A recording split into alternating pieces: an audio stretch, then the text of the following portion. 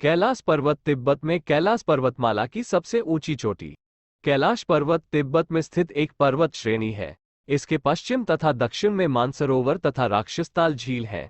यहाँ से कई महत्वपूर्ण नदियां निकलती हैं, ब्रह्मपुत्र, सिंधु, सतलुज इत्यादि। हिंदू सनातन धर्म में इसे पवित्र माना गया है। सामान्य तथ्य: कैलाश पर्वत उच्चतम बिंदु। इस तीरथ को अष्टापद, गणपर्वत और रजत गिरी भी कहते हैं।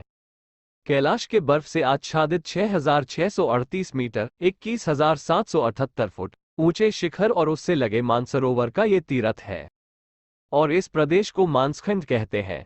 पौराणिक कथाओं के अनुसार भगवान ऋषभदेव ने यही निर्वाण प्राप्त किया। श्री भरतेश्वर स्वामी मंगलेश्वर श्री ऋषभदेव भगवान के पुत्र भरत ने दिग्विजय के समय इस पर विजय प्राप्त की।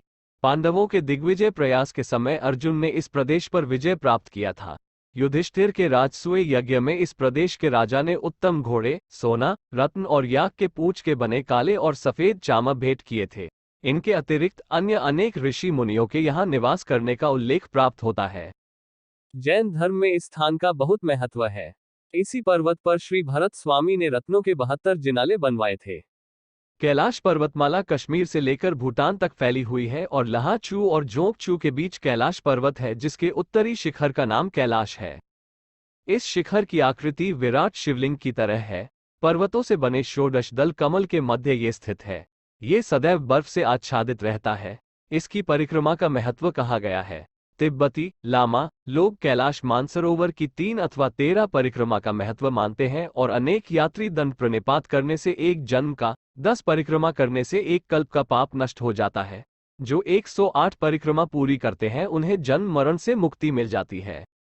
कैलाश मानसरोवर जाने के अनेक मार्ग हैं, किंतु उत्तराखंड के पिथौरागढ़ जिले के अस्कोट, धारचूला, खेत, गरब्यान, कालापानी, लिपुलेख, खिंड, तकलाकोट होकर जाने वाला मार्ग अपेक्षाकृत सुगम है।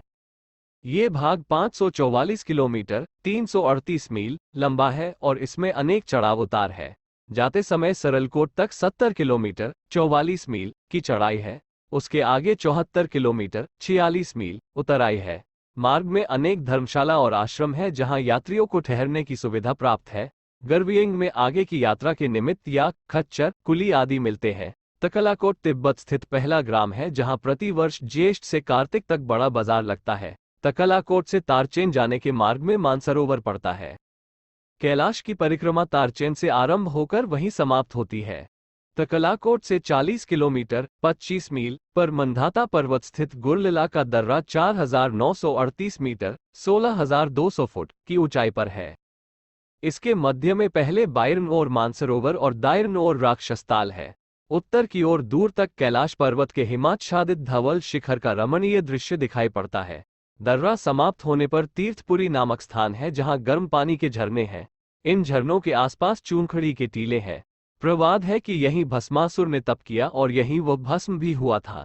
इसके आगे डोलमाला और देवीखिंड ऊंचे स्थान है। उनकी ऊंचाई 5,630 मीटर 18,471 फुट है। इसके निकट ही गौरीकुंड है। मार्ग में स्थान स्थान पर तिब्बती लामाओं के मठ है। यात्रा में सामान्यतः 2 मास लगते हैं और बरसात आरंभ होने से पूर्व ज्येष्ठ मास के अंत तक यात्री अल्मोड़ा लौट आते हैं। इस प्रदेश में एक सुवासित वनस्पति होती है जिसे कैलाश धूप कहते हैं। लोग उसे प्रसाद स्वरूप लाते हैं। कैलाश पर्वत को भगवान शिव का घर कहा गया है। वह बर्फ ही बर्फ में भोलेनाथ शंभु अनजान ब्रह्म तप में लीन शालीनता से शांत, निश्चल, अघोर धारण किए हुए एकांत तप में लीन है। धर्म व शास्त्रों में उनका वर्णन प्रमाण है, अन्यथा शिव एक आकार है जो इस संपदा व प्रकृति के व हर जीव के आत्मा स्वरूपी ब्रह्म है, क्योंकि हम अभी तक यही ही जानते हैं। शिव का अघोर रूप वैराग व गृहस्थ का संभव संपूर्ण मेल है, जिसे शिव व शक्ति कहते हैं। कैलाश पर्वत भगवान शिव एवं भगवान आदिनाथ के कारण ही संसार के सबसे पावन स्थानों में है। कैलाश पर्वत के विषय में हमारे संस्कृत साहित्य के अनेकानेक काव्यों में वर्णन मिलता है, जैसे कि महाकवि माघ द्वारा रचित शिशुपाल वधम महाकाव्य के प्रथम सर्ग में वर्णन मिलता है।